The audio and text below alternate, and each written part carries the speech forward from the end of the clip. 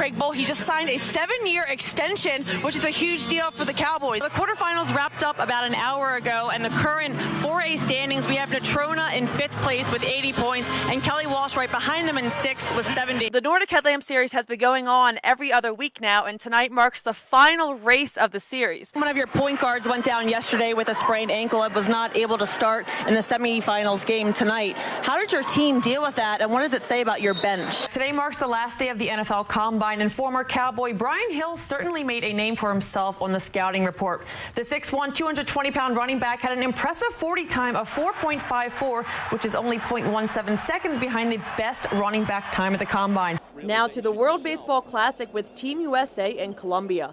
Top 5 man on second, 2 outs, and Adrian Sanchez gets a piece of Michael Givens, sending it way deep over Adam Jones' head. This one's good for extra bases. Valdez touches home, and Colombia scores first on the 2-out RBI double. Still in the 5th, Mauricio Ramos hits a line drive to left field. Andrew McCutcheon falls short while Sanchez rounds 3rd, and Colombia tacks on another run for the 2-0 lead. Bottom 6, 2 men on, Nolan Arenado chases it, and the ball gets loose. Kinsler heads home, Solano fires 1, but Arenado slides head first and is called safe. Team USA ties it up at 2, and later on heads into extra innings. Bottom 10, 2 outs, 2 men on. Jones rips one into left center field on the 0-2 count, and that's the ball game right there. Christian Yelich comes in for the winning run, and Team USA wins 3-2 on Adam Jones' walk-off.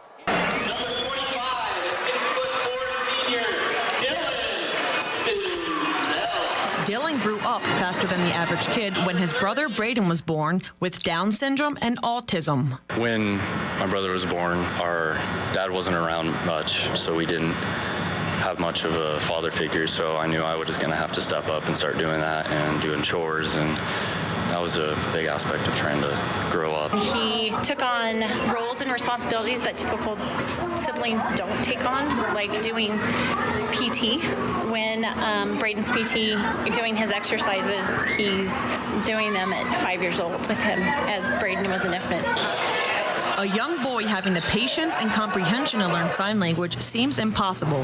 However, Braden did not communicate verbally, so Dylan and his mother learned to sign. Dylan would watch the videos with Braden, and he was learning as Braden was learning. Braden would model after Dylan what he was doing. And if Big Brother was doing it, then it was really cool, and Braden wanted to do it too. Braden learned sign language and started comprehending verbal communication. Then a miracle happened. He started to speak. You know what number he is? 2, 5. Which taught Dylan that nothing is impossible if you put all your effort forth. I learned there's no limits to what we can do because he was the kid that was never going to be able to speak. He was never going to be able to participate in anything. Soon enough, Braden defined the odds again in his ability to play sports with his brother Dylan. What do you like to do with Dylan?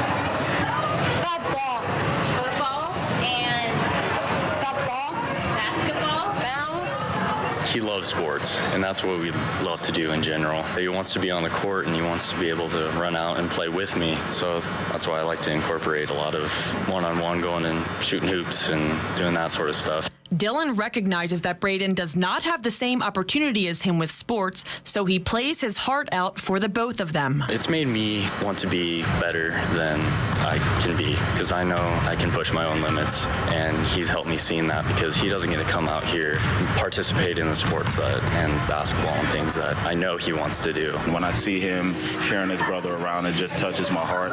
But that's just the type of kid he is. He just has a loving heart, and I'm so proud that he's on my team. He has seen struggles that kids shouldn't have to go through, and he has to witness his brother going through those things, and he sees a little bit of the world through Braden's eyes. And so in Braden's eyes there's a lot of love and that there's a lot of fun.